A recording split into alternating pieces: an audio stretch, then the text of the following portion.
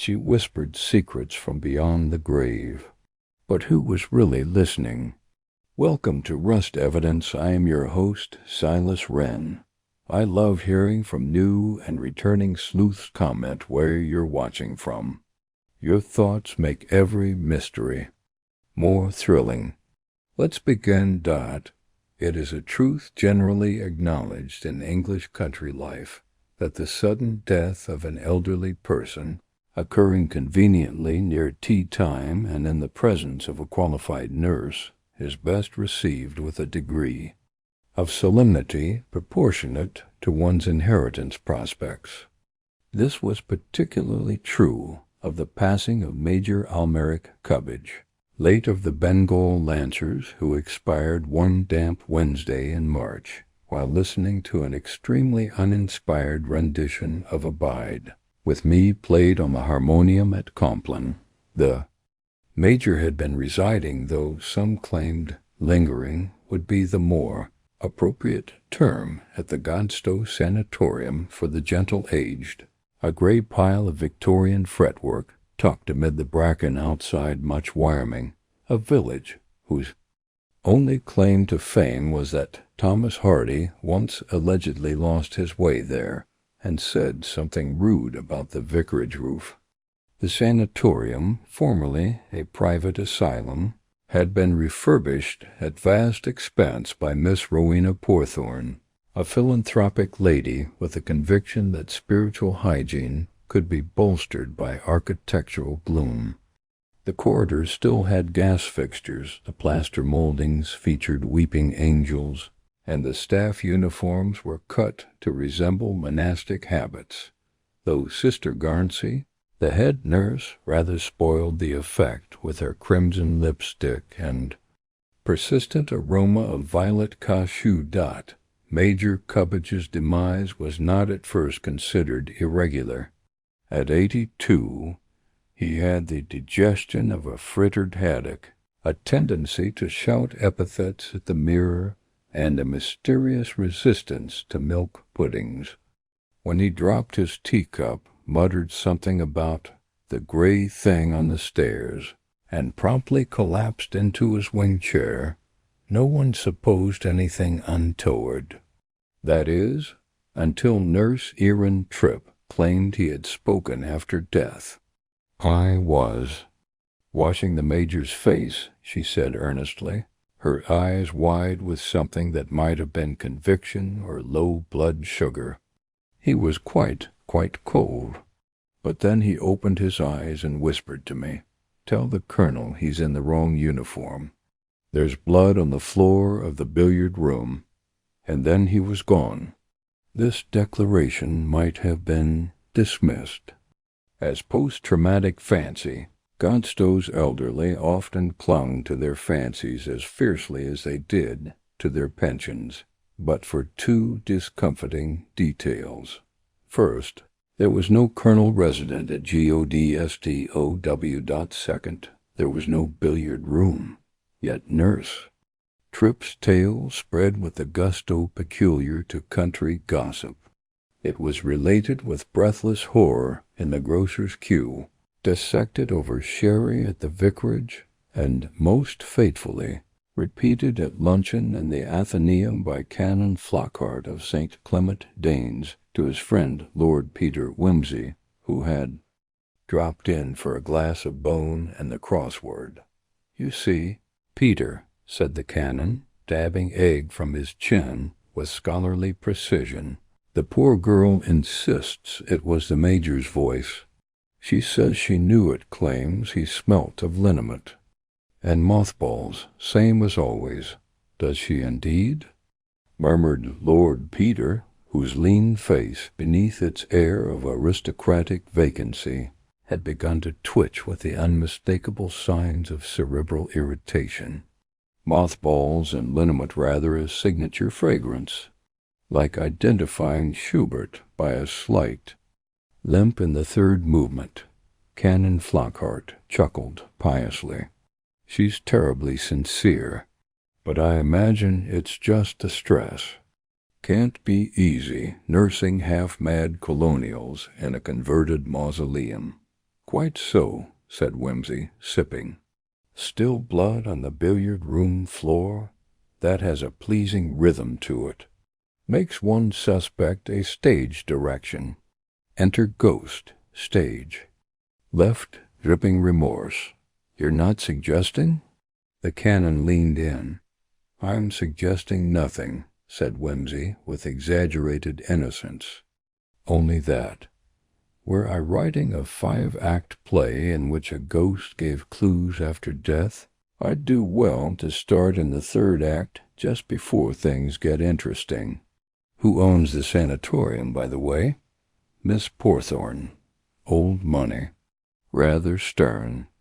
Dresses like a Calvinist widow, but gives lectures on art therapy and Jungian dreams. Most odd. And the nurse? Country girl. Came up through convent training. Believes in saints, smells of pears soap." Whimsy, who had never yet been able to resist a paradox, let his eyes close briefly and considered the possibilities with the abstracted look of a man rearranging chessmen in his head. Then he opened them and beamed. "Canon, my good fellow, would it amuse you if I took a little restorative holiday among the hysterics of much Wyoming? I've always wanted to see what became of an English Gothic asylum when turned into a respectable convalescent home. I imagine it's all tapioca and melancholia. You'll go?" Whimsy rose, flicking a crumb from his cuff. "I shall descend. I feel a great desire to meet this nurse who communes with cadavers, and possibly to interview a ghost or two." He paused at the threshold and turned back with a bright gleam in his eye. "Besides," he said cheerfully, "I should like to discover why a dead man would speak of a room that does not exist. It's so very inconsiderate, almost as though someone meant it to be found." And with that he disappeared through the revolving doors, his shoulders set at the jaunty angle of a man who suspects murder and has remembered to pack his monocle. Much. Wyoming, when viewed from the window of a slowly approaching Morris, had the mournful appearance of a place permanently wedded to damp. The hedges seemed resigned to mildew, the roofs sloped under the weight of old lichen, and the churchyard boasted more crows than worshippers.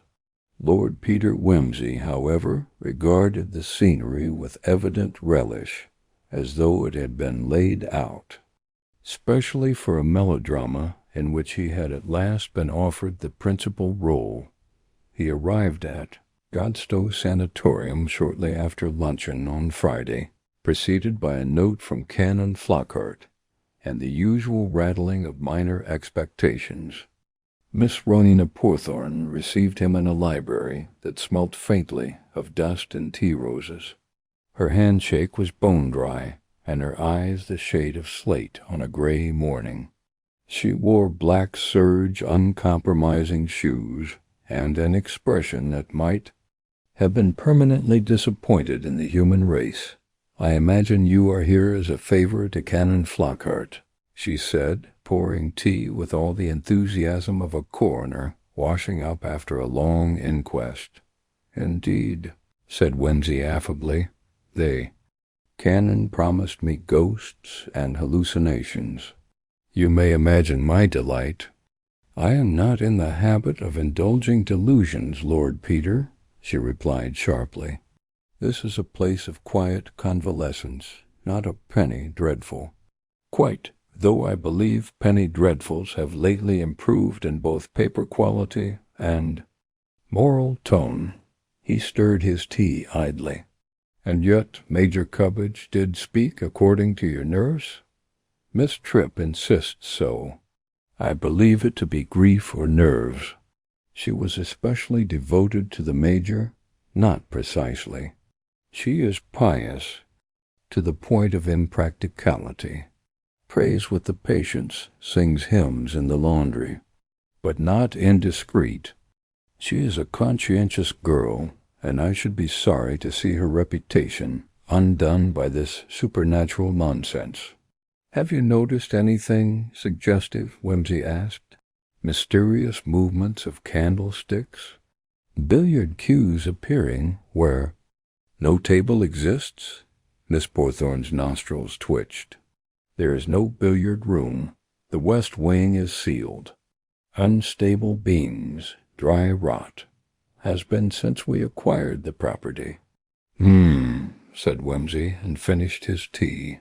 "May I speak with Nurse Tripp? She is on duty in the east wing. I shall have her brought to the conservatory." The conservatory, Whimsy discovered, was a sun-drenched mausoleum of dying geraniums and faded wicker. Nurse Erin Tripp entered with the quiet grace of a novice nun and the pale, luminous complexion of someone who slept little and thought too much. Her hands were red with scrubbing, and she wore the regulation veil with a kind of terrified pride. "I know what I saw," she said after introductions were exchanged. Her voice was firm, but her fingers twisted at her apron hem. "He was dead, I know that. I'd closed his eyes myself. But then I swear he opened them again." Whimsy inclined his head. "And he spoke?" "Yes, just the one sentence. Tell the colonel he's in the wrong uniform. There's blood on the floor of the billiard room." Then nothing. His hand, it twitched. Then it was over. They, Colonel, not a colonel, no, the colonel. As if I should know who that was. And you don't? No, we've no one here by that rank. Nor do we have a billiard room. She hesitated. But he was a military man. He sometimes muttered things, orders, names, snatches of drill. Did he ever mention the colonel in life? Not that I heard, though I've not been here long. Only 4 months. Were you close to him, Miss Tripp? She colored. No more than to any other patient. He liked to complain. He didn't trust the kitchen staff. Said he knew poison when he tasted it. Did you believe him? Her eyes flickered. He said many things, some lucid, some odd, but he had a sharp memory, even in his rants. And did anyone else hear this utterance? She shook her head. No, I was alone with him in his room. I'd been called because he'd spilled his tea. The tray was broken. I was cleaning him when it happened. Did the tray appear broken by accident? I suppose so. It had fallen from the side table. The cup shattered. I found the spoon across the rug. No blood? No, she said softly. Only the tea. Whimsy nodded, fingers steepled. Tell me, Miss Tripp, do you believe in ghosts? She looked startled. I believe in souls, but not billiard rooms that materialize post-mortem. She almost smiled. I don't know, but I know what I saw, quite. He stood, offered a courteous bow. I may call again, if I may. I do so love a mystery with architectural quirks. She watched him leave with an expression of half hope and half fear. Outside in the garden, Whimsy encountered the gardener, a stooping man in a flat cap, who, upon learning Whimsy's title, straightened as though seeking a knighthood. Terrible shame about the major, he muttered. He weren't liked, but that's not the same as saying he should be dead. Indeed, said Whimsy pleasantly. And did you know him well? Knew his boots. He'd take walks, insisted he was doing reconnaissance. Said the enemy had infiltrated the rhododendrons. Mad as a coot, but sharp underneath. Ever hear him mention a colonel? The gardener scratched his chin. Only once. Said something about medals being stolen. but it were years ago before my time." Whimsy thanked him, then wandered the grounds until he reached the west wing. A rusted gate blocked the path.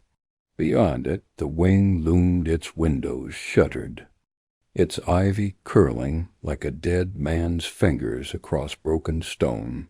He lingered a moment, considering. Returning inside, he encountered Miss Porthorn again in the hall. "I'd like to see the Major's room," he said. She hesitated. "It has not yet been cleared. We usually wait a week out of respect. Then let us consider this an act of respect to the truth." With visible reluctance, she led him upstairs. The Major's room was small, neat, and lined with regimented piles of books on Mesopotamian warfare. The air held the faint scent of gun, oil, and camphor. The tray lay beside the fireplace, bent and cracked. The teacup had shattered like a burst star. Whimsy crouched, inspecting the fragments. "No milk," he noted. "Interesting. I beg your pardon?" Major Cubbage refused milk puddings, also milk in general, yet the cup smells faintly of it. Miss Porthorn sniffed. "That must be error. He would never touch it." "People often change their habits under pressure," Whimsy said idly, examining the back of the side table. "Though perhaps it wasn't his cup at all." She stared. Who else's would it be? "Ah," said Whimsy, rising. "That is the sort of question which delights the amateur sleuth. I thank you." He strolled out, humming under his breath. In the corridor, he paused by a wall sconce and tapped lightly against the panel beside it. Hollow. He tapped again. Below, his feet, faintly, almost imperceptibly, he thought he heard something shift. A corridor behind a corridor, perhaps, or a room behind a room. A non-existent billiard room. He smiled. Yes, he would stay the weekend. Lord Peter Whimsy made his formal excuses that evening with the polished grace of a man who could spend 3 hours deciphering a sonnet and still know which spoon was meant for asparagus.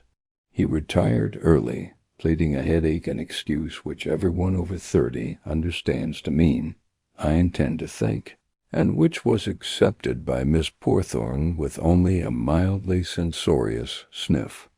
In truth, his head was in rude health. It was his curiosity that ached. At precisely 10:30, when the sanatorium was subdued by cocoa and the quiet ticking of grandfather clocks, Whimsy crept along the carpeted corridor in slippers, carrying a folded sheet of notepaper, a wax pencil, and an expression of genteel mischief.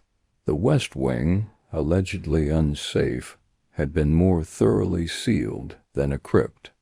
The iron gate that barred the hallway bore not only a padlock, but a thick iron hasp recently reinforced with wire. Yet the corridor beyond was free of dust. Whimsy, kneeling to inspect the floor with the tip of his pencil, discovered several. Clean scuffs, fresh, deliberate, and not belonging to the gardener's boots or the stout-soled nurse's. Someone had entered. Frequently. "Dry rot, my Aunt Fanny," he murmured. His eyes rose to a small ventilation grill set into the wall at waist height. It was loose, too small to enter, but a source of air and, more importantly, sound. He placed his ear to it and heard only the soft groan of old beams settling into the dark. Still he drew his notepaper out and jotted a note. Check floor plans. False wall possible. Revisit Miss Tripp's testimony. Tea tray oddities. Next morning. Whimsy took breakfast late. He appeared in the dining room looking charmingly disheveled, and produced from his pocket a tattered copy of the Queen's Regulations and Orders for the Army, 1912. No one asked where he had got it. They merely assumed it had been on hand when he packed, along with cufflinks, ammonium carbonate, and Aristophanes' dot after breakfast. He made for the nurse's quarters and caught Nurse Tripp finishing a tray of breakfast dishes. "Nurse," he said with the air of one offering a friend a pleasing secret, "might you indulge a curiosity of mine?" "Purely scholarly." She blinked. "Yes? In your account of the Major's, episode, you mentioned his final words, the Colonel's uniform, and so forth. Forgive me if this sounds odd, but did he ever serve with the Colonel Fairmile?" "I don't know," she said hesitantly. "He didn't speak much about particular people-only campaigns. Khyber Pass, Chitral, Ambala. Lots of shouting about supply trains and bayonets. He might have mentioned Fairmile in connection with medals." She started. Yes, I think he did. Only once. I was reading to him, he liked that, and he suddenly said, 'That damned Fairmile pinched my DSO. Said it was clerical error.' The pompous toad. Gave it to himself. Then he laughed, but not like it was funny. 'Thank you,' said Whimsy. And this was recent? A fortnight ago. Whimsy tapped the side of his nose. Might one more curiosity be indulged? Who prepared his tea that afternoon? She hesitated, then answered, "I did. It's usually the kitchen staff, but the sister in charge was down with a fever, and we were short-staffed. I used the private kettle and tray upstairs. He was always particular about it. And the milk?" Her brow furrowed. "He hated it. I never gave him milk." "Then how," said Whimsy gently, "do you explain the faint smell of it in his cup?" Her face paled. "I don't know. I never added any." Whimsy looked at her steadily for a moment longer, then gave her a courtly little bow. "Thank you, nurse, you've been most illuminating." He left her standing there, clutching her tray as if it might float her out of something unspeakably deep. Later that morning, Whimsy secured an interview with the housekeeper, a brisk woman named Mrs. Pank, whose tidy grain bun might have withstood an air raid.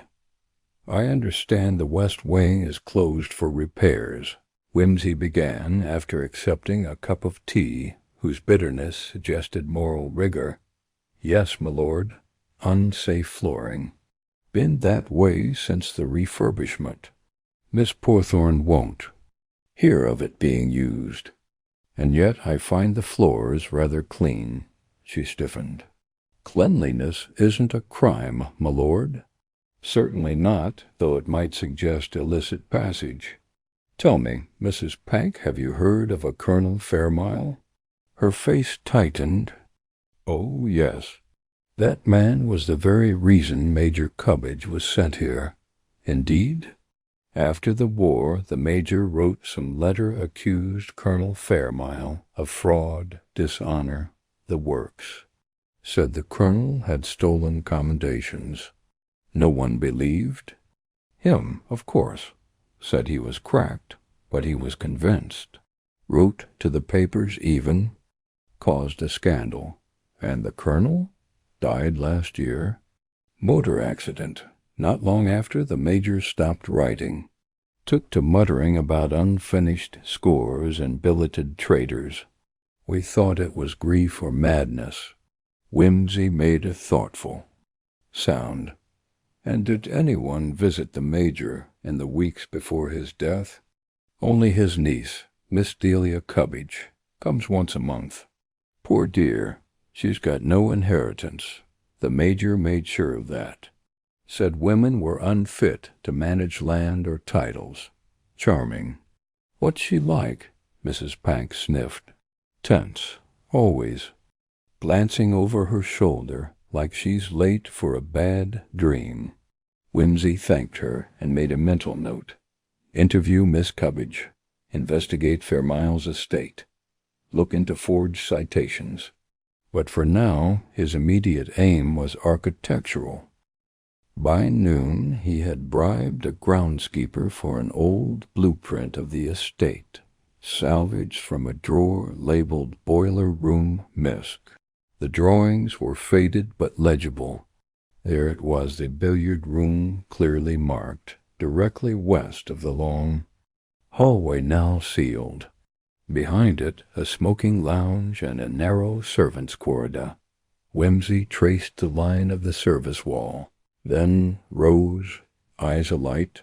He returned to the west wing and paced out the measurements, stopping before a paneled wall, where no door should be. He placed a hand flat against the wainscot. It gave slightly just enough. The faintest draught kissed his knuckles. He fetched his penknife and pried gently at a seam.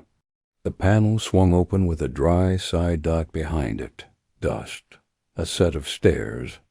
A narrow corridor smelling of damp felt and old cigar smoke.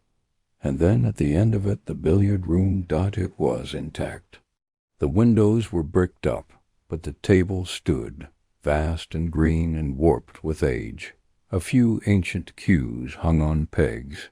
There was a fire grate, a crumbling leather settee, and just beside the hearth, a faded rug. Whimsy stepped closer. The rug was stained. Something brown-black, something long dry.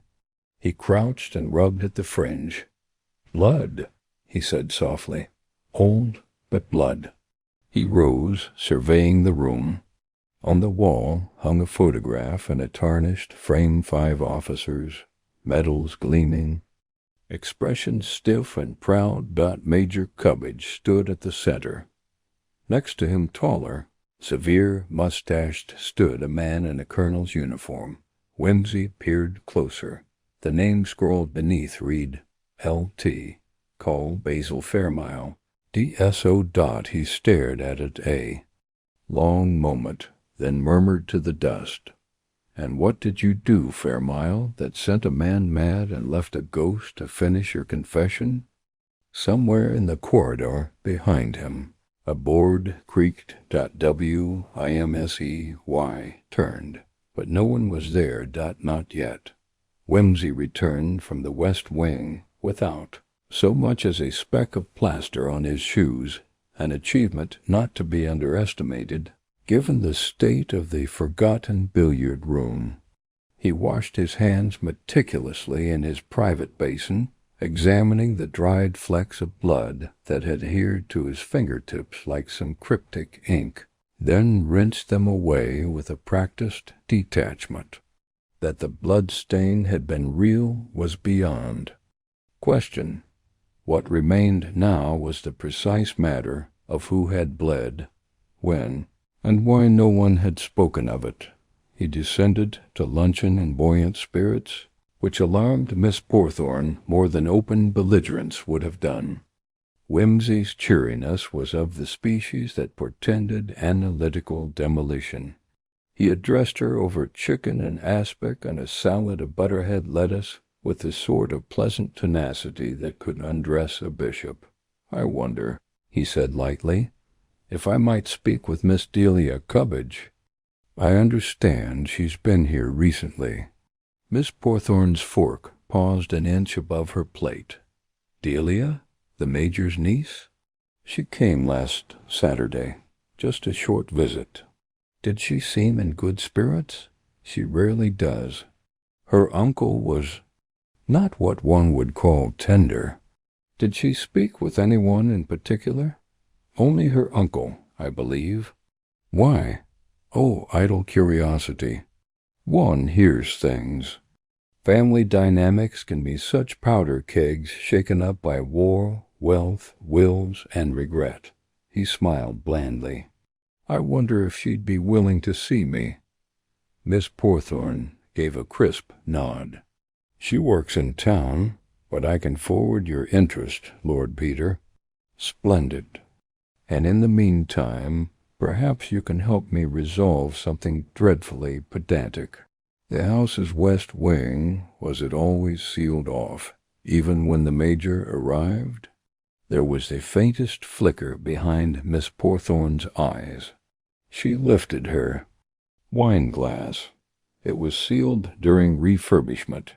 The Major never made use of it, yet he mentioned a billiard room. She stared. In jest, I imagine.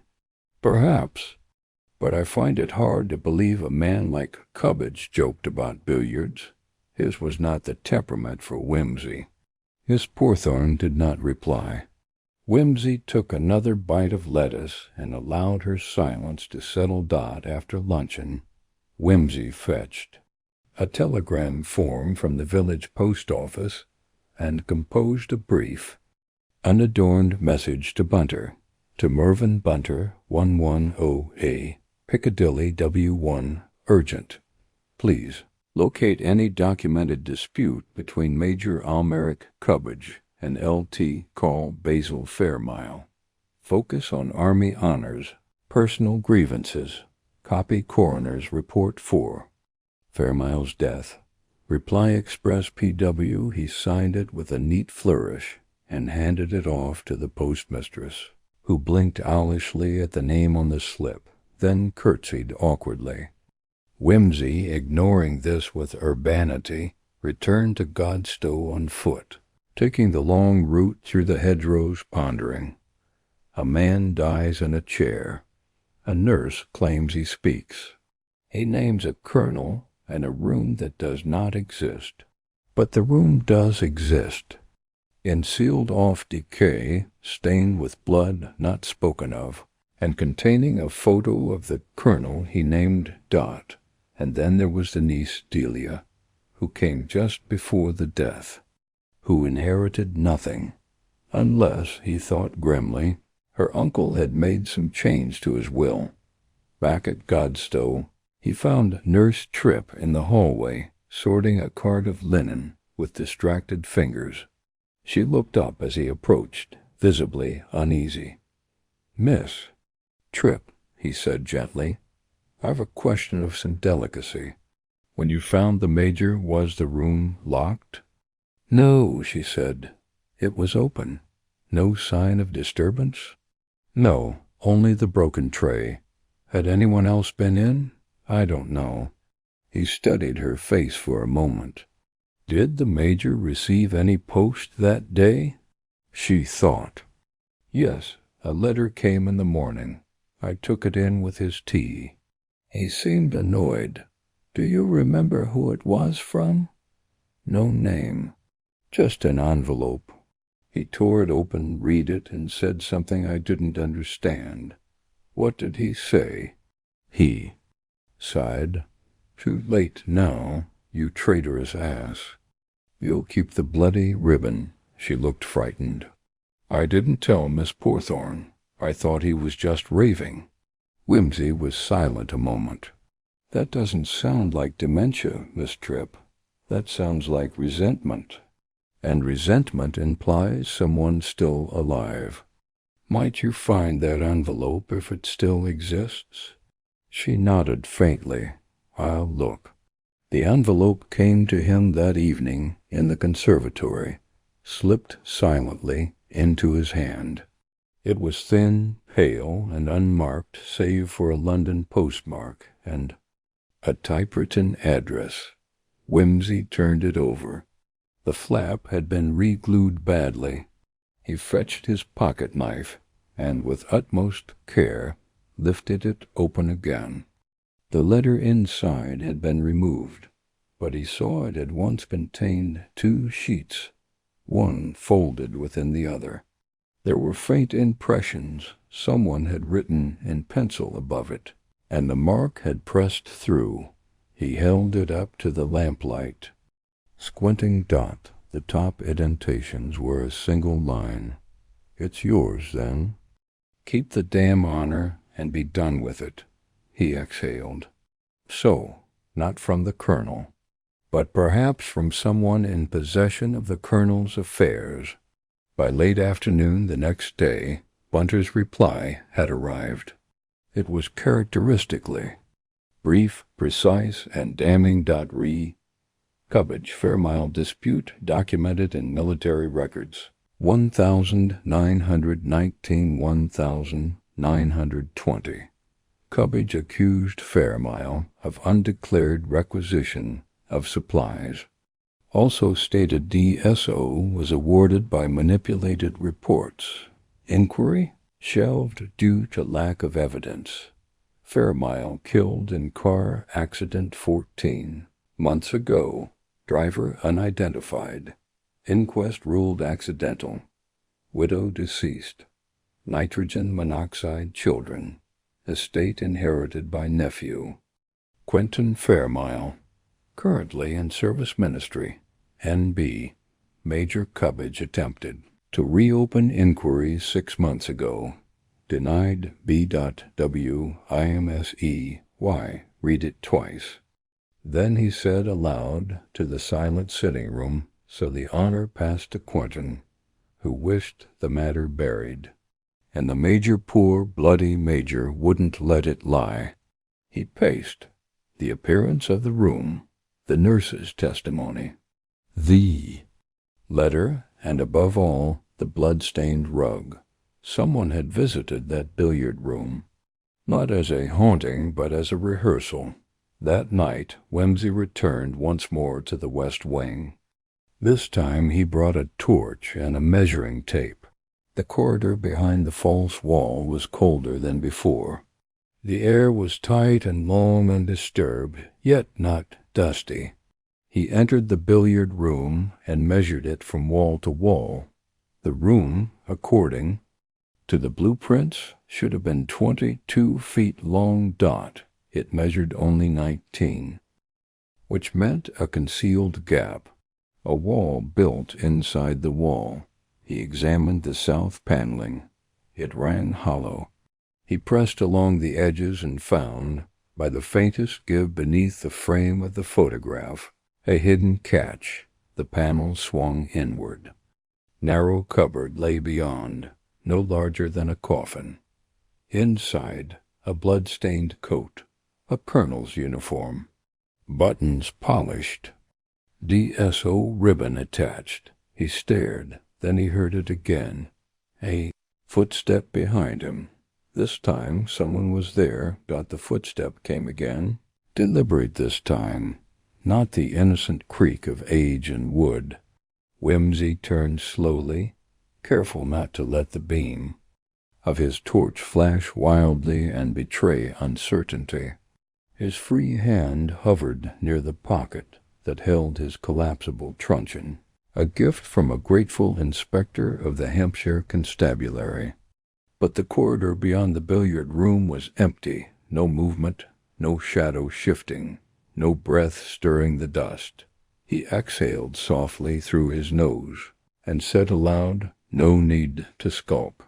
The stage is well lit and the audience unusually sympathetic." There was a pause, then the unmistakable whisper of retreating footfall on stone. Whimsy darted after the sound, swift and sure, and caught a flicker of motion rounding the far end of the West Wing hallway. He ran now, not noisily, but with the low sweep of a man trained to approach corners with calculation. Yet by the time he reached the main corridor, whoever had been there was gone. He stood for a moment, listening, a long, heavy silence. Then, very faintly, the soft chime of a service bell, from the nurse's station. Routine, innocent. But Whimsy's mind snagged on the timing. The bell could have been pulled as cover, to mask a movement, to draw attention away. He returned to the billiard room at once, locked the hidden cupboard with a small brass key he found hanging on a nail inside, and tucked the key into his inner jacket pocket. The colonel's uniform would keep for now undisturbed and silent. Let its former wearer whisper in due time. The next morning found Whimsy breakfasting alone, Miss Porthorne having been called to a sudden matter of plumbing in the north wing. The house had acquired an uncharacteristic bustle. 2 new residents were due to arrive, and the staff flurried with the fuss of extra trays and hothouse flowers. Whimsy enjoyed the temporary anonymity it made. Observation easier. Nurse Tripp passed the open breakfast room and hesitated. Whimsy gestured. "Come in, Miss Tripp. I could use company that doesn't arrive with a stern sense of moral hygiene." She stepped inside, looking pale. "Have you found something?" she asked, quietly. "I've found several things. Most of them unpleasant. But then, that's the nature of such little explorations. Death always leaves an attic full of moth-eaten secrets." She sat across from him, clasping her hands. "I had a bad dream. The Major was standing at the end of my bed. He said, 'You buried me in the wrong clothes.'" Whimsy tilted his head. "And did you?"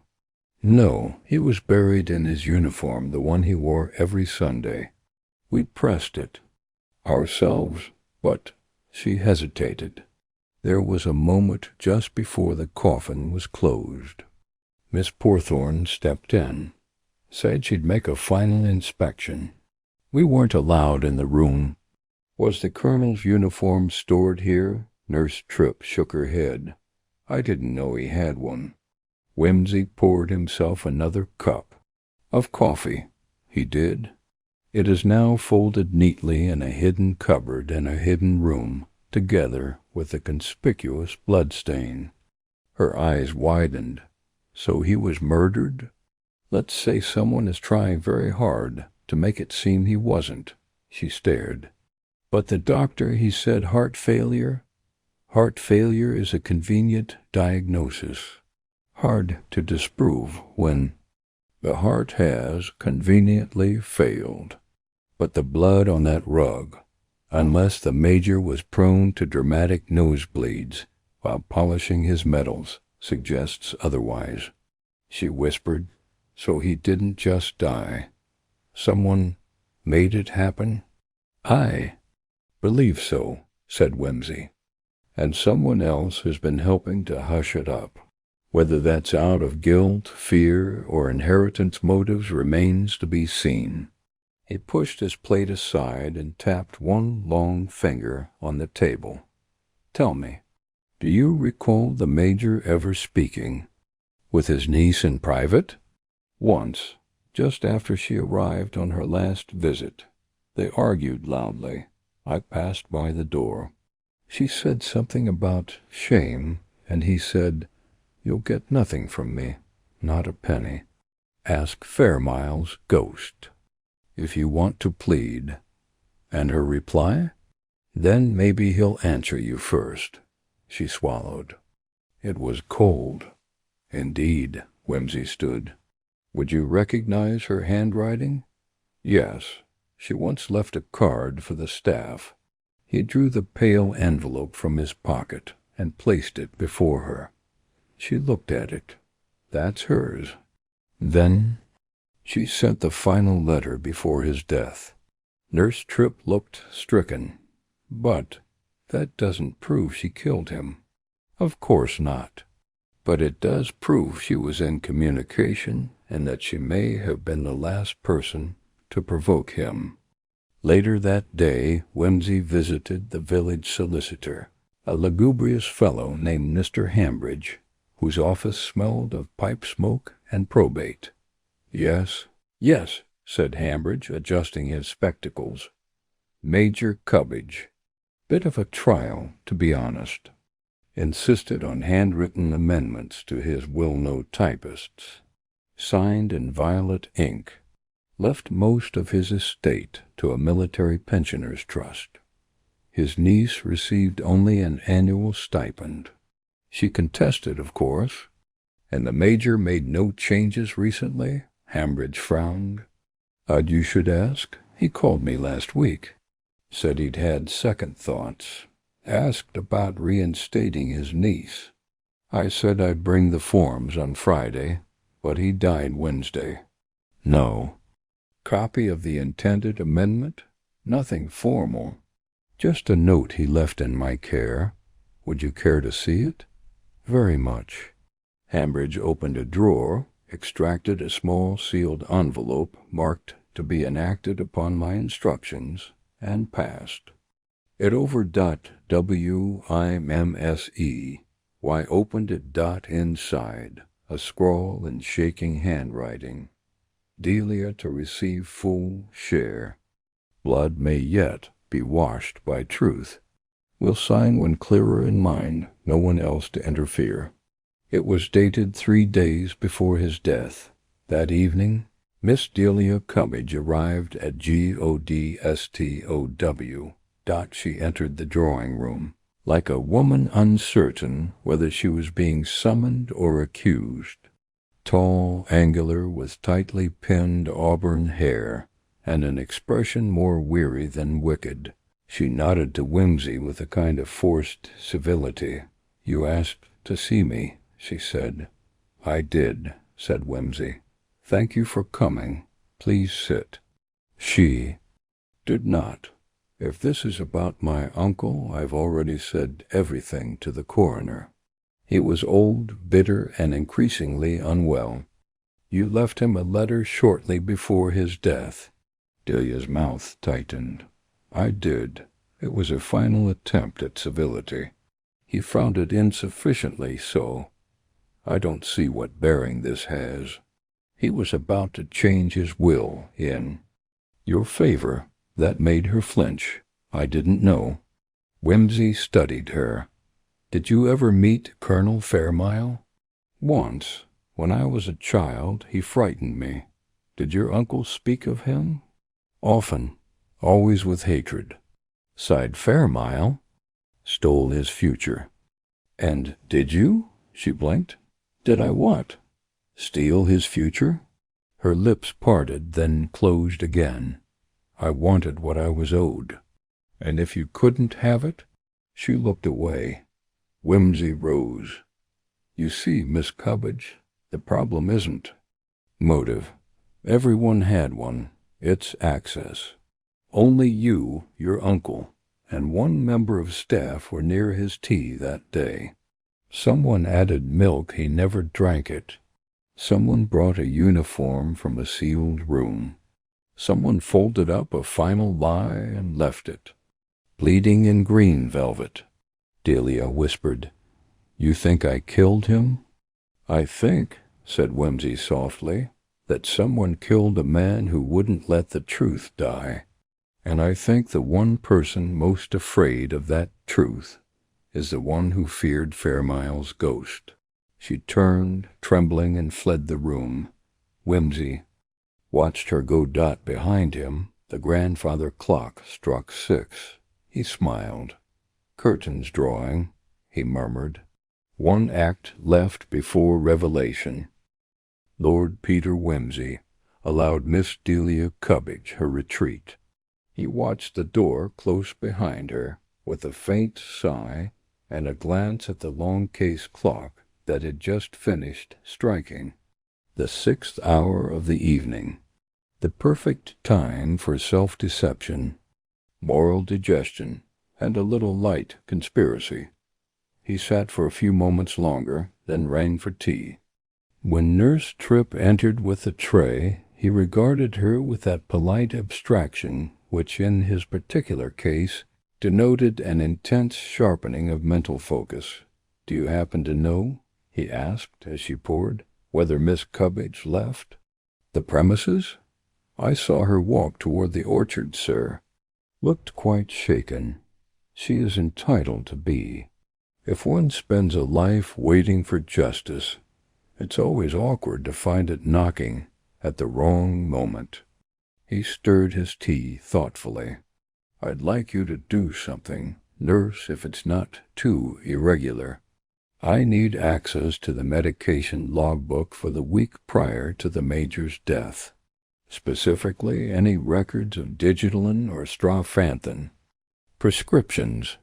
Her hands paused in their careful arrangement of the spoons. Heart medication, exactly. Given in careful doses, they ease a heart. In just a little more quantity, they still the heart completely. And they leave very little behind to quarrel with a coroner. She hesitated. I can try. Sister. Garnsey keeps it locked in her drawer. I leave the matter in your capable conscience. If you're caught, I shall say I seduced you with tea and poetry. She gave him a wan smile. No one would believe that. Whimsy raised his cup. Then we must act with sufficient discretion that belief remains unnecessary. That evening, while the sanatorium settled into its nightly torpor of warm milk and creaking joints, Whimsy paid another visit to the billiard room. This time he brought a camera, an oil pencil, and a folded document.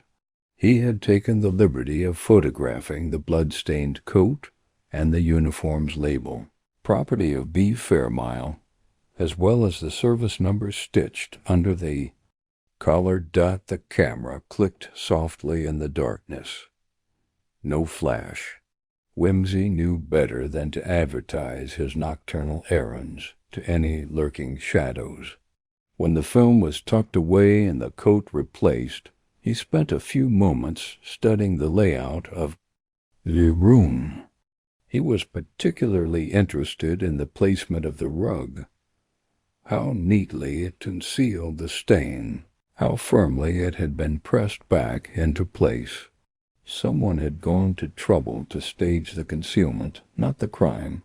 He returned to his room just as Nurse Tripp knocked.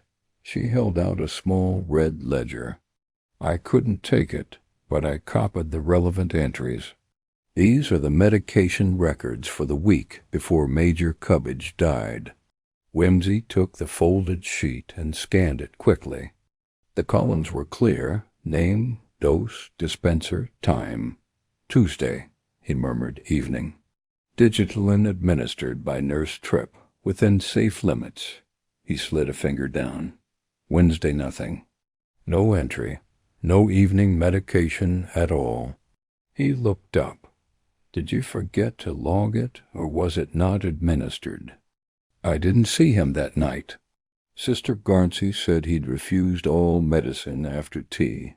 Unusual? Very. He never missed a dose. Said it was the only thing keeping him from a bureaucratic grave. Did you see Sister Garnsey that evening? Briefly. She said she'd handle him personally. Whimsy nodded. And did she? Nurse Tripp blinked. I assumed so. Then I shall have to ask her. Sister Garnsey proved elusive. When Whimsy finally intercepted her near the dispensary, she gave him a cool, appraising look and the faintest nod of recognition.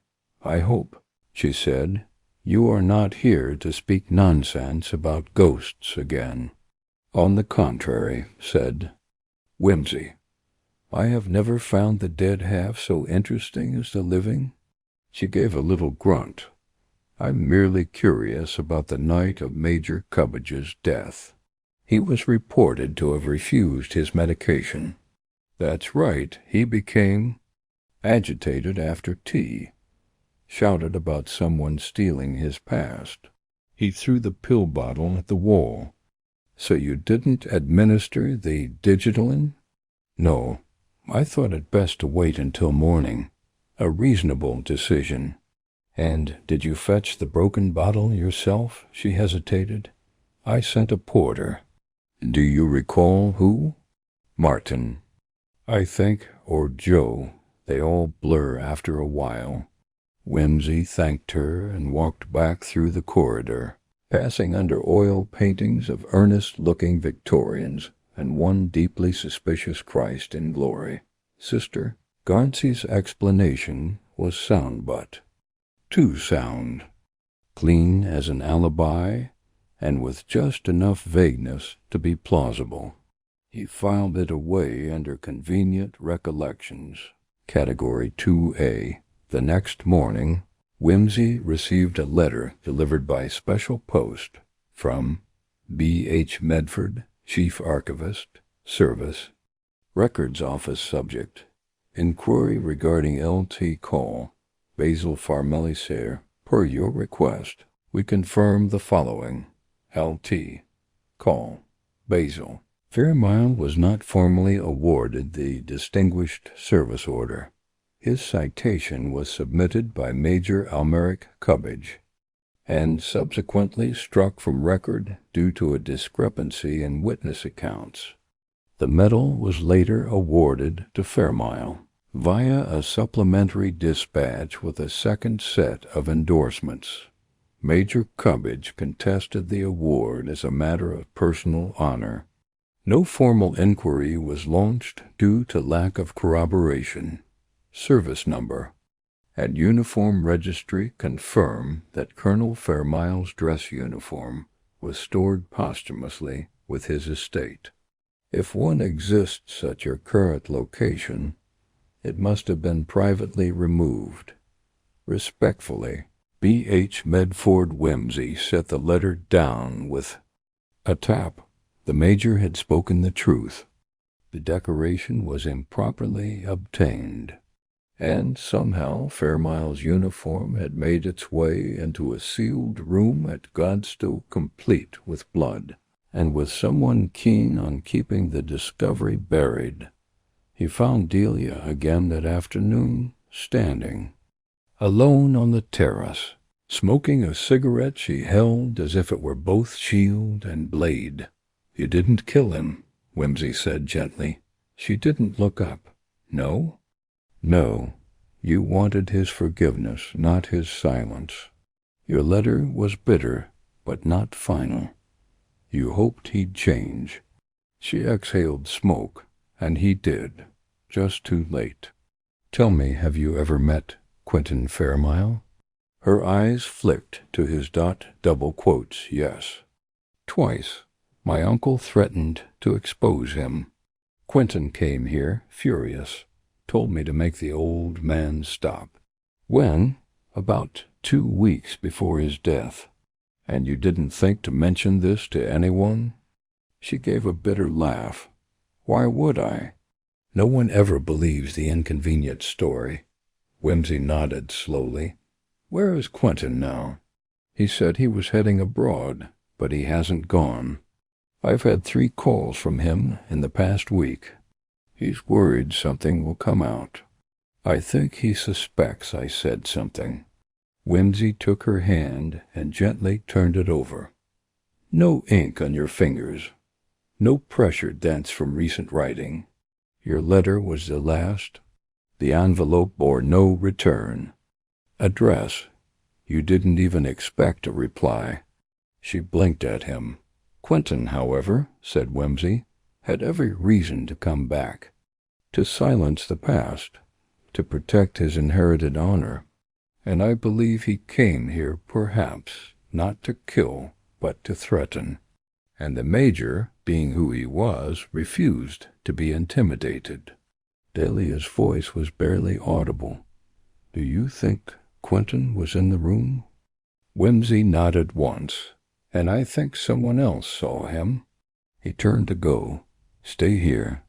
If he contacts you again, record everything." She gripped the balustrade like it was the only real thing she had. That evening Whimsy gathered 3 individuals. In the drawing-room, Nurse Tripp, Sister Garnsey, and Miss Porthorn. "I've found the missing billiard-room," he said pleasantly. "Also a uniform that should not exist and a bloodstain that certainly should not have been overlooked." Miss Porthorn's eyes narrowed. "You broke into a sealed section of the house?" "Let's not quibble about semantics," he replied. "The point is someone else entered that room, and someone cleaned it up, not professionally, hastily, and the blood, it didn't come from the Major." He looked at Garnsey. "Did you admit a visitor the night before his death?" "No," she said, "no one." Whimsy smiled. "That, sister, is the first outright lie I've heard today. And I now know who walked those hidden corridors and what they were trying to conceal." He turned to Miss Porthorne. "Would you mind terribly sending for the local constable? I think we may need him shortly." Miss Porthorne's lips thinned. "On what charge?"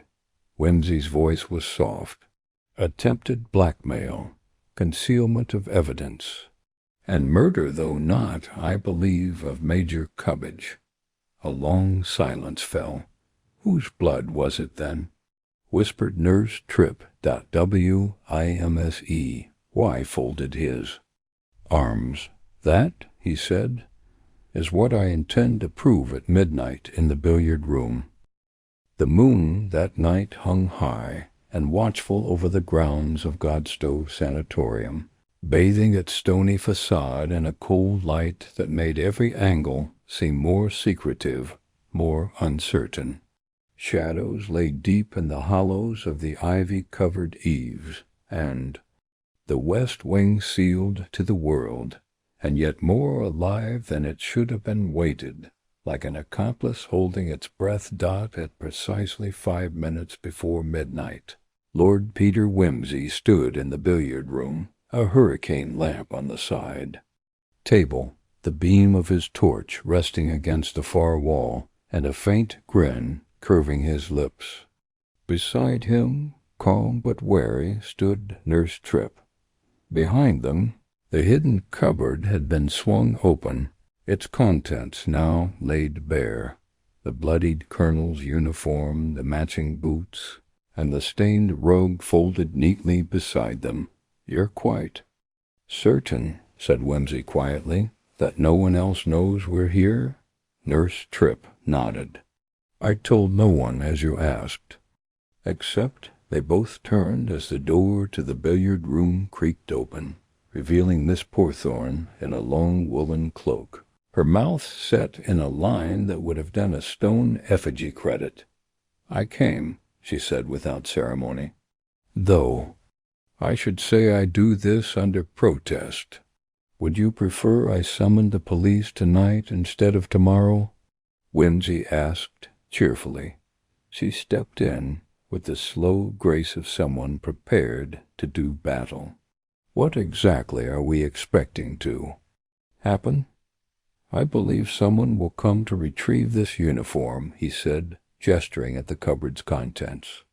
"Or at least to ensure it's still here, and, more importantly, that no one else knows it exists. I've left the latch loose. The rest, I think, will unfold of its own volition." She raised one skeptical brow. "You're staging a melodrama." "Lord Peter." "Madam, I should be delighted if it were merely that." Midnight struck from the hall clock, 12 thin chimes echoing like footsteps in an empty corridor. And then, precisely as the last note faded, there was movement, a soft tread along the corridor, a pause, a faint metallic click, as though someone had removed a latch from memory. The billiard-room door began to open. Wimsey nodded once to Nurse Tripp, who doused the lamp. The darkness swelled. The silhouette in the doorway paused, then stepped. Inside, a man, tall, slim, shoulders hunched slightly, as if unused to the weight of what he was doing. He moved quickly, silently, toward the cupboard, and then click, the lamp flared back to life. "Quentin Fairmile," said Wimsey softly, "we meet at last." The man froze out in the amber glow. His features were pale and tight, his eyes wide, with something that might have been fear or fury. He was clean-shaven, fair-haired, and wearing an overcoat 2 inches too long borrowed, perhaps to obscure his identity. "I don't know you," he said sharply. "No," said Wimsey, "but I know you. Nephew and heir to Colonel Basil Fairmile, executor of his estate, beneficiary of both his honor and his secrets. Shall I go on?" Fairmile's eyes moved to the open cupboard, the bloodied uniform, the stain, the trap so neatly laid. "I don't know what that is," he said. "This is a mistake." Miss Porthorn, arms folded, said coldly, "You were seen entering the west wing? Twice." Fairmile gave a short laugh. "This is absurd. I came here to see the Major weeks ago. He was raving about my uncle. Said he'd prove something. He died before he could." "And yet you returned," said Whimsy, "because you couldn't. Be sure he hadn't already proved it." He stopped. "I came for a letter. He said he'd written to a general, accusing my uncle of forging reports. He said he'd name me next." "And did he?" Whimsy asked softly. Fairmile's mouth was a hard line. "He said he'd made a will, a new one, that he'd leave everything to someone who would see justice done. Said I'd inherited lies. He was mad." "He wasn't mad," said Nurse Tripp, stepping forward. "He was afraid of you." Fairmile turned to her. "You're just a nurse, and you're just a coward," she said. Her voice did not rise, but something about its clarity made even Miss Porthorn look startled. Fairmile moved a step toward the cupboard. Whimsy raised a hand. "I wouldn't," he said. "Touch nothing. The police will want to see it as it is." Fairmile looked from one face to the next. "You can't prove anything." "But we can," said Whimsy. "You came here that night. You argued with the Major. You wanted the letter perhaps, the will perhaps, both. You didn't plan to kill him, not at first. But he refused. He insulted your uncle again. Said he'd disgrace the name publicly." Fairmile's hands curled. "You struck him, not hard, just enough to shake him. But he was frail, off his medicine. His heart failed." "No," Fairmile began, but Whimsy cut him off. "You panicked. You knew the will hadn't been changed yet. If he died now, the estate wouldn't go to the niece or the pensioners. It would go to no one. So you decided to take control of the story." Whimsy stepped closer. "You staged a death in silence. Then you went to the West Wing. You had access. Godstow was once a family estate, was it not? You knew the billiard room still existed. You brought the old uniform. You dressed the story in blood and buttons. You made it look as if the Major had gone mad at last, whispering ghostly nonsense." Fairmile's voice was strangled. "I didn't kill him. He died." "True," said Whimsy. "But you didn't call a doctor. You didn't help. And you returned to cover it all. You folded the uniform, hid the stain. You came again tonight, hoping to retrieve it." Fairmile's eyes flicked toward the cupboard one final time. Then he turned and ran. He made it only as far as the corridor. The police constable, thoughtfully invited by Miss Porthorn after all, stepped into view and brought him down in a surprisingly neat rugby tackle. Whimsy waited until the commotion had ebbed, and then turned to Miss Porthorn, who stood utterly still. "Well," he said brightly, "that was invigorating." She stared at him. "You tricked him into revealing everything." "Not everything," said Whimsy, "but enough." The next morning was full of telegrams and orderly arrests. Dear Cummage was summoned to sign the revised will, now officially enacted under the Major's handwriting and Hambridge's affidavit. She did so in silence, then asked Whimsy, very quietly, if she could leave before the reporters came. He escorted her to her car. "Justice," she said, "feels like such a thin thing." "It is," said Whimsy, "until someone remembers it." She gave him a brief smile. "I think you've earned that monocle, Lord Peter, and I believe you've earned a future." She drove away in a hired Austin, trailing dust behind her. Later that day, Nurse Tripp met Whimsy in the garden. "Is it over?" she asked. He tilted his head. "For the Major, yes. For Fairmile, it's just beginning. I still dream of him," she said softly, "standing at the foot of my bed. Not angry, just waiting." Whimsy looked up at the sky. "Perhaps," he said, "he was waiting for the truth."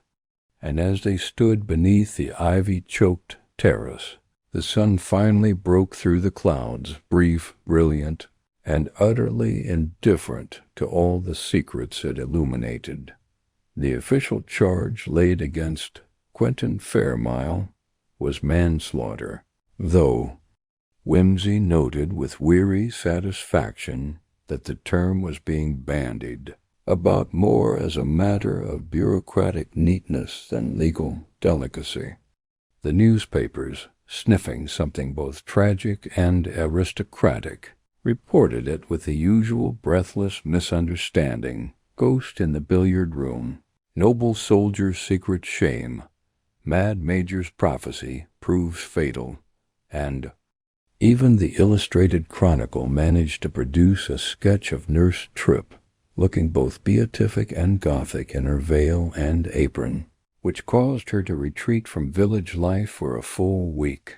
Whimsy, for his part, remained at Godstow Sanatorium, long enough to see the investigators remove the cupboard door and cart away the uniform and rug for forensic testing. The blood had belonged not to the Major, as expected, but almost anticlimactically to Quentin Fairmile himself. A scrape to the palm, the result of a fall against the fireplace around in the billiard room, had gone unnoticed in the panic. A detail, and nothing more except, of course, it proved that Fairmile had been present in that room after the Major's death, at night, with gloves that had not stopped the bleeding, and in matters of guilt, it is always the detail that damns. Miss Porthorne remained outwardly untouched by the entire affair, though Whimsy observed a curious stillness about her that had not been present before. It was not contrition. She was not a woman given to emotional upheaval, but a kind of cold recalibration. One afternoon he found her standing alone in the old reading room, staring at a framed photograph of the sanatorium's earliest residents. "Shall have to explain to the board," she said without turning. "They'll want to know why a forbidden swing remained unlocked, why I failed to notice a cupboard full of blood." Whimsy joined her at the window. "Tell them the truth. That the past has long corridors, and you can't always see what's hiding in them." She gave him a look very dry and very British. "You find this amusing, Lord Peter? Amusing? No." He hesitated. "But one must find it tolerable, or the work becomes impossible." She looked at him with that same hard calculation. "And is it work? For you?" He smiled faintly. "I'm never quite sure." That night, as the house began its slow descent into sleep, Whimsy returned once more to the scene of the crime, or perhaps, as he reflected, the scene of the avoidance of crime, because the Major, for all his sound and fury, had died by natural means. What followed, the lies, the staging, the concealment, was the result of something less melodramatic and more essentially human, the fear of disgrace. He stood once again in the billiard room, now emptied of its secrets. The walls echoed slightly. The green baize on the table had been removed for analysis. The dust had been disturbed too often now to hold any ghosts. But the shape of the room remained, the shadow of its meaning. He moved to the hearth and placed a hand where Fairmile's blood had fallen. The stone was cool Dot behind him, a faint sound, not a footstep, more like a shift in air. He turned slowly. Dot. Nurse Tripp was there. I thought. You'd gone, she said quietly. Soon, he replied. I find it hard to leave a room before it has said everything. She stepped closer. Does it speak now? He gave her a small, wistful smile. It no longer whispers lies. That's something. They stood in silence. You believe he came here to cover it up, she said at last. I do. And not to. Kill, no. That part at least remains clean. She looked down. Then why does it still feel wrong? Because it was meant to. He turned the truth into theater, dressed it in costume. That's always more chilling than violence, because it means he thought he could control the story. She folded her arms. And now? Whimsy glanced at her. Now the truth is back, in the light, as it ought to be. He reached into his pocket and drew out the small folded note the Major had written to his solicitor, the one never signed, never formalized. Blood may yet be washed by truth, he read aloud. That's not something many men write when they're dying. She watched the words fall into the still air like ashes. He believed it mattered. Yes, said Whimsy, and that's why he died as he did, not with vengeance, but with intention. He sent a message, the wrong uniform, the blood. The colonel. He spoke to you because he knew you would listen. She looked at him. And you? I merely followed the thread he left dangling. She didn't speak, just turned her head slightly. Will you stay here? He asked after a moment. I'm not sure, she said. The patients need quiet, peace, and now there's only noise in the corridors.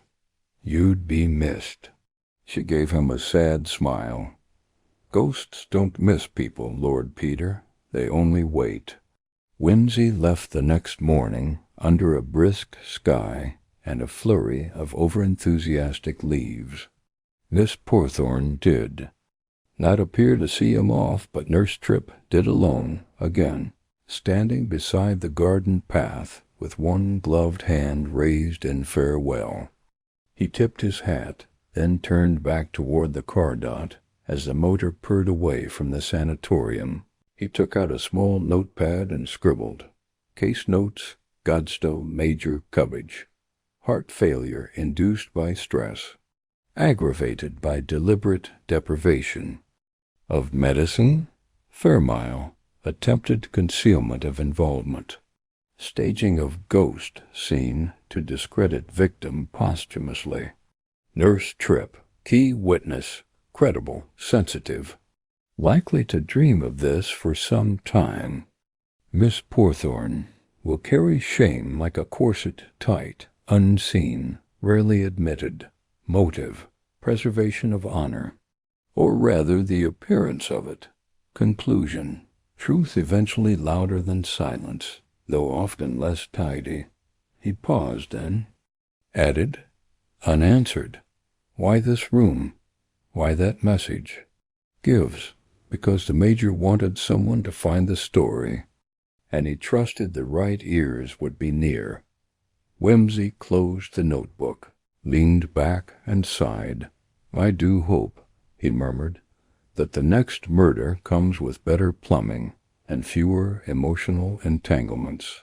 The car disappeared into the trees, leaving behind a house that would never be quite the same again.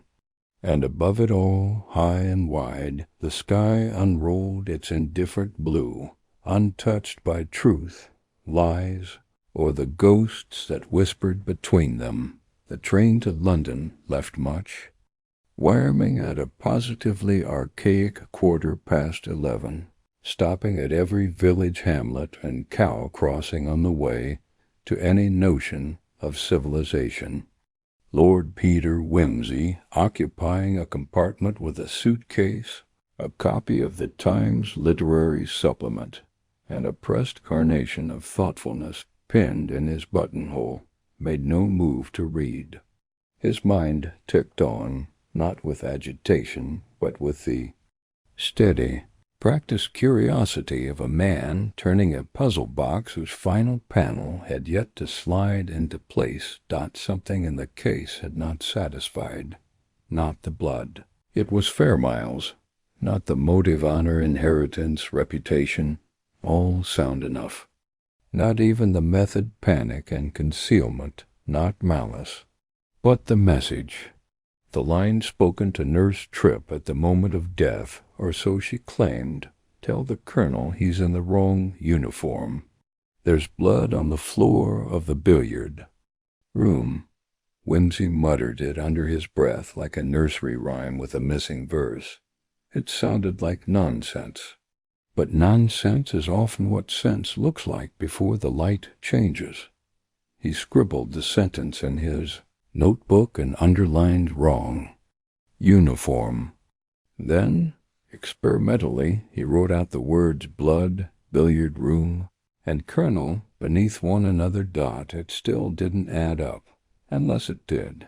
Back in London, he went first not to 1108 Piccadilly, but to the War Office Archives, where the clerk, recognizing him instantly and rather embarrassingly as the Lord Peter Wimsey, solver of the Denver Diamond affair and the man who once proved a suicide by egg timer, gave him the requested files with unnecessary haste.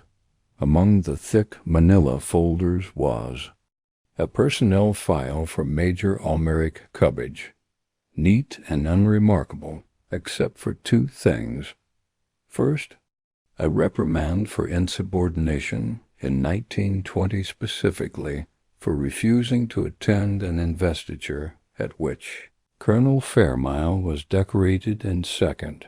A curious note added by a medical officer in 1933. Patient exhibits marked fixation on event surrounding loss of commendation. Maintains that senior officer wore incorrect insignia at Chitral action and falsified documents. Records lost in regiment fire. Diagnosis: paranoid preoccupation with symbolic authority. Wrong insignia. Wrong uniform. Wimsey's fingers drummed the desk dot. What if it hadn't been symbolic? He returned to Bunter with a stack of files and a request for strong tea and stronger patience.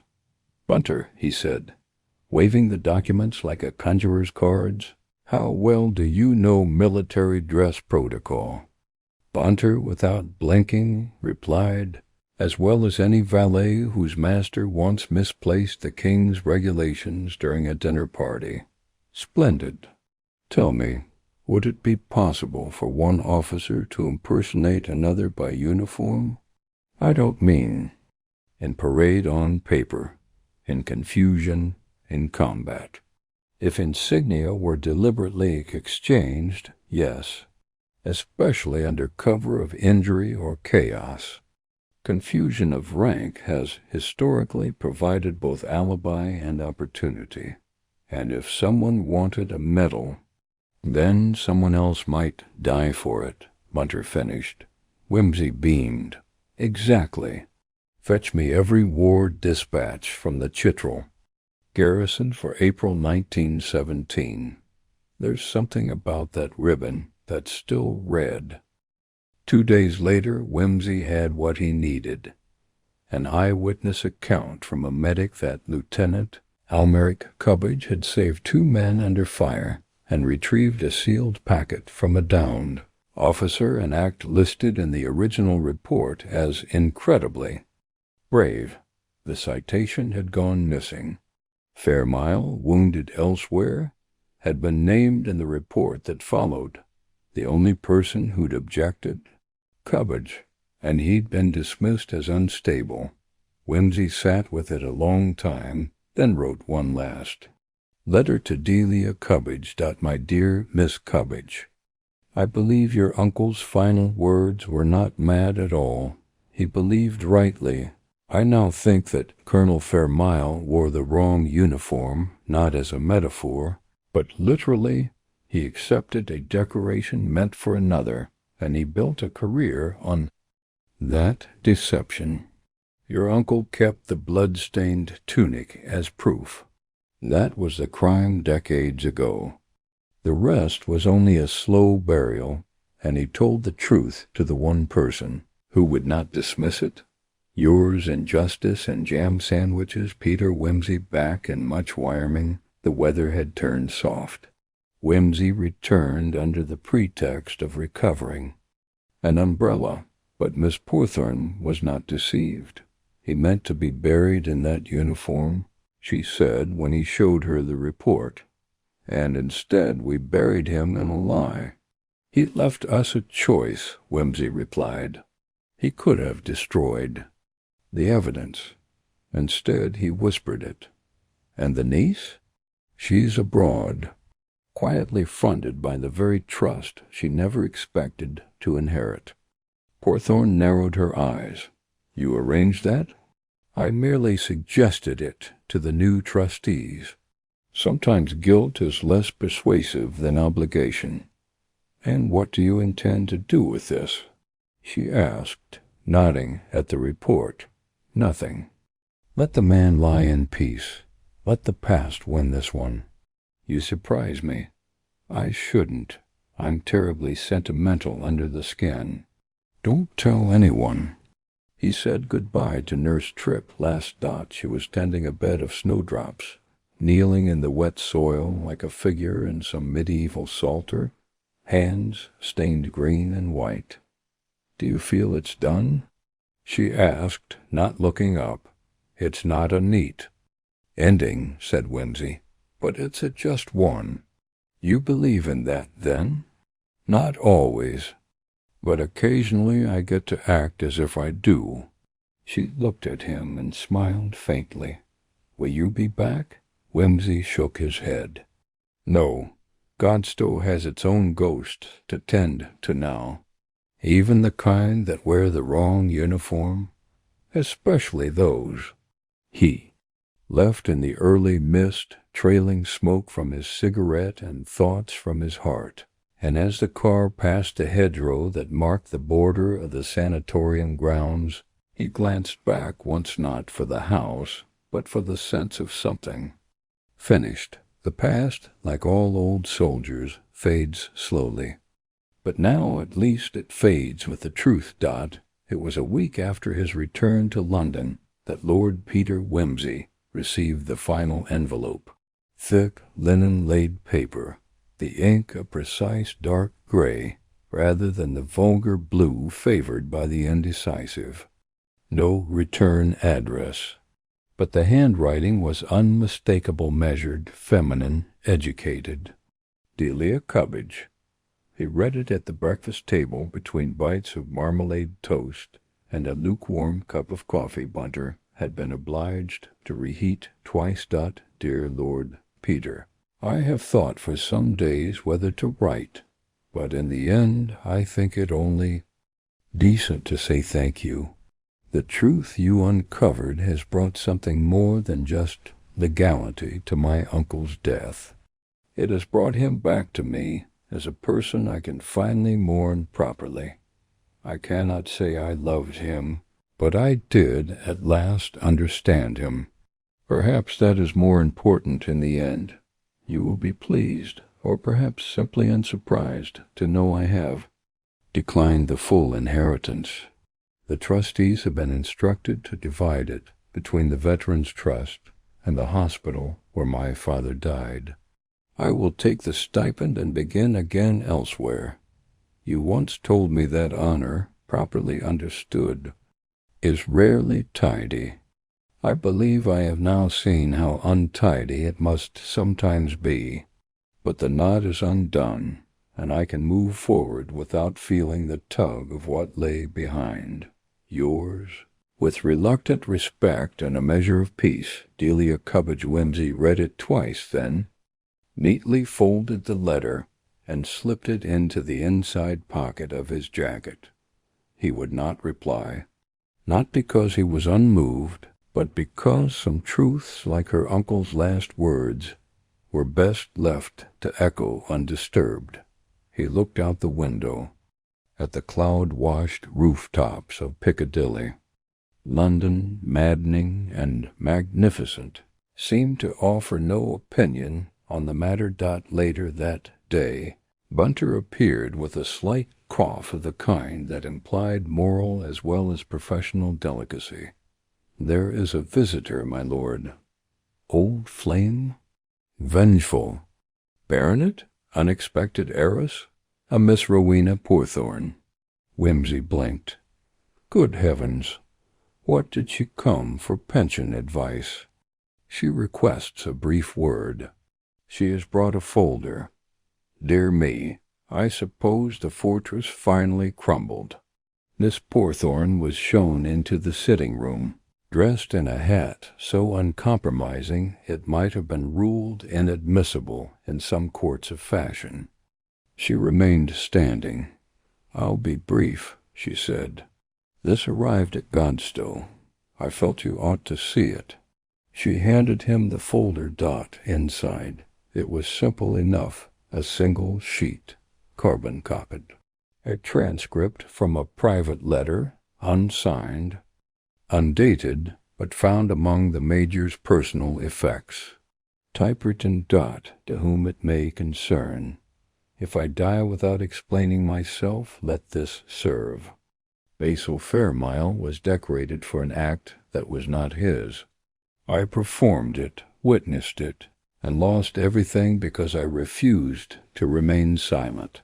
I kept his uniform because I believed that some day someone would see it for what it was, a symbol of shame dressed in honor. I thought to destroy it once, but it seemed wrong to erase the proof of what had been taken. Tell whoever finds this that I died knowing one truth. A lie, repeated long enough, does not become honor. It only becomes heavier. A.C.W. IMSE. Y closed the folder and returned it. You kept it hidden? I wanted to read it first, to decide whether it should be seen at all. And your verdict? She looked at him level, unflinching. I believe in penance, Lord Peter, but I believe, too, in the dignity of the dead. I'll archive it quietly. I've no interest in scandal. Whimsy nodded. And if the ministry calls, let them. It's not the first time truth has proved inconvenient. She turned to go, then hesitated. You were right, you know. Oh? About the past. Its corridors are very long. And then she was gone. That night Whimsy dined alone. He refused 2 club invitations, 1 lecture on Etruscan pottery, and a somewhat hopeful call from a lady novelist known for writing moderately successful ghost stories. He poured himself a small brandy and sat by the fire in his shirt-sleeves, listening to Parsifal on the wireless and thinking about uniforms. Not literal ones, though he had, in his youth, worn the khaki. No, he was thinking about the masks people wore, the titles, the medals, the neat illusions we wrapped around our failures. Cubbage had worn no such mask. At the end only bitterness, only belief. And for that he had been dismissed as mad. It took a ghost to prove he wasn't. He smiled faintly and raised his glass. To the ghosts, he said aloud, and to the ones who still speak if we have the sense to listen. 3 days later the papers had their final say. A brief notice in the Times, page 12, beneath a theater review and an announcement about a rise in rail fares. Estate of the late Major Almeric Cubbage. Are informed that the final amendment to the estate of Major Cubbage has been enacted. with funds directed toward veterans' housing initiatives and war record rectification schemes. In an accompanying note, the trustees remark, "It is the wish of the estate that honor not be assumed, but proven, and where necessary, restored." Whimsy clipped it, placed it in a small envelope, and filed it under Cubbage A. in his personal archive. Then, with a sigh, he turned back to the crossword. 4 down. Old guilt redressed in an English manner. 7. He tapped his pencil once. Justice, he wrote. It was raining, in much Wyoming, that week, cold, persistent. Rain that turned the graveyard path to gray mud and freckled the stone like time's slow erosion. But the new headstone at Godstow was sharp and clean. It read simply, "Major Almeric Cubbage late of the Bengal Lancers. The truth is not a weapon. It is a weight and a choice." Below that, in smaller text, was engraved, "Erected by his niece in recognition of service both rendered and denied. Whimsy never returned to see it." He didn't need to, but Nurse Tripp did. She went quietly on a Thursday, after finishing her rounds. She brought a small posy of cornflowers and rosemary and laid them down beneath the new stone. No one saw her. She didn't stay long, but before she left, she placed her hand against the top of the granite, as though assuring the man beneath that he had been heard. And in the silence that followed, broken only by a crow's distant call and the stir of leaves on sodden trees, the sanatorium stood peaceful, no longer watchful, no longer waiting. The corridors, at last, were empty. And that was enough. The room was warm, the brandy glowing amber in the cut glass, and Lord Peter Whimsy, reclining in his armchair with his long legs stretched out before him, seemed to the casual eye the very picture of postprandial indolence. Bunter had withdrawn, the telephone had been silenced, and the rain that threatened earlier now pattered gently on the windows of 110 A Piccadilly. A better moment for philosophical closure one could hardly script. Across from him sat Chief Inspector Parker, friend and sometime adversary in the matter of official crime-solving. He was regarding Whimsy over the rim of his glass with an expression that suggested both amusement and baffled admiration. "So," Parker said at last, "you think Cubbage meant the whole thing? The message to the nurse, the uniform, the blood? You believe it was all arranged in advance?" "I think," said Whimsy slowly, "that it was intended, though not in the way one would expect." The man was dying. His heart was worn down. He could feel the close of the ledger, and he chose rather admirably to leave one final entry. "You make him sound like a poet." He was a soldier. The difference is merely a matter of rhyme. "And regiment." Whimsy sipped his drink. "Consider it," he said. He knew Fairmile had stolen what was not his, knew it and had been dismissed for it, written off as embittered, unstable. And yet, after all those years, he still kept the uniform, still carried the truth in his bones. When Quentin Fairmile arrived, panicked about exposure, what did the Major do? He goaded him, perhaps even hoped for confrontation, but the confrontation was too much for him. His heart gave way, and the nurse? She was the perfect witness, sighed Whimsy, compassionate, religious, attentive. He waited for someone like her not to reveal a crime, but to pass along a message, a riddle dressed in ghost story garb. Tell the colonel he's in the Rome uniform, and what a delicious line! The truth clothed in metaphor, the literal sin dressed in the language of haunting. Parker shook his head, and Quentin, he panicked. Naturally. He hadn't the makings of a true villain, just a coward with a legacy he didn't want examined. He found the body, realized the major had said something, perhaps overheard the nurse's alarm. He knew about the uniform his uncle had. Kept it, so he concocted a scene. Hid the uniform, wiped the blood, made it all seem like the delusion of a dying man. But he couldn't quite cover the details. "Ah," Whimsy said, eyes bright, "the details always escape. The milk in the cup, the missing entry in the medication log, the scuff marks in the sealed wing, all quite trivial. Until they're not. And Miss Cubbage? Better than expected," said Whimsy. "She didn't want revenge. She wanted the story to be heard. And once it was, she gave up the estate, more or less.